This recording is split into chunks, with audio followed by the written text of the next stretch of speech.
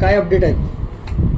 पदवीधर मतदारसंघाची नोंदणीची प्रक्रिया सुरू झालेली आहे शासनाच्या वतीनं, इलेक्शन कमिशनच्या वतीनं, आणि आम्ही सुद्धा गेल्या 5 वर्षापासून या सगळ्या प्रक्रियेमध्ये ऑलरेडी आहोत.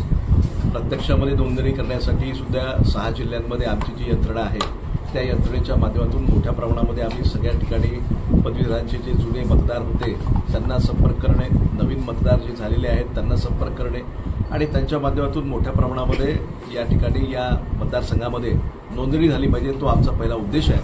आणि म्हणून 6 जिल्ह्यांमध्ये, सर्व तालुक्यांमध्ये ज्या ज्या ठिकाणी शक्य आहे त्या ठिकाणी आम्ही कार्यालय स्थापन केले.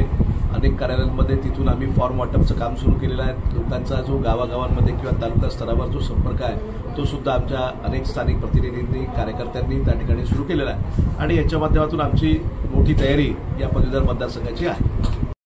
मुद्दे तर आहे, प्राथमिक शिक्षण असेल, प्राथमिक असेल, माध्यमिक असेल, उच्च माध्यमिक असेल किंवा सिनियर कॉलेज असतील, ती जी काही आपली उच्च व तंत्र शिक्षण विभागाची व्यवस्था आहे या व्यवस्थेच्या संदर्भामध्ये अनेक प्रश्न आम्ही विचारलेले आहेत. त्या ठिकाणी अनेक मुद्दे आम्ही त्या ठिकाणी सरकारच्या माध्यमातून सोडवण्याचा प्रयत्न केलेला आहे. आणि तुमची गोष्ट खरी आहे की आजही राज्यामध्ये मोठ्या प्रमाणामध्ये शालेय शिक्षण विभागामध्ये लक्ष देण्याची गरज आहे. कारण ज्या पद्धतीनं त्या ठिकाणी शाळांना अपग्रेड करण्याची गरज होती ती अजूनपर्यंत झाली नाही.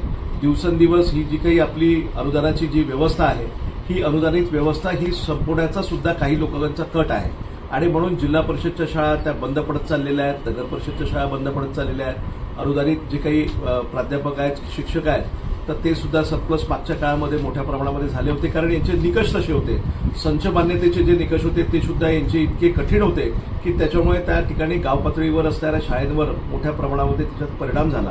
आणि म्हणून या सगळ्या व्यवस्थेच्या विरोधामध्ये सातत्याने आम्ही काम करतोय. येणाऱ्या काळामध्ये सुद्धा तो अजेंडा डोक्यामध्ये ठेवून आम्ही काम करणार आहे.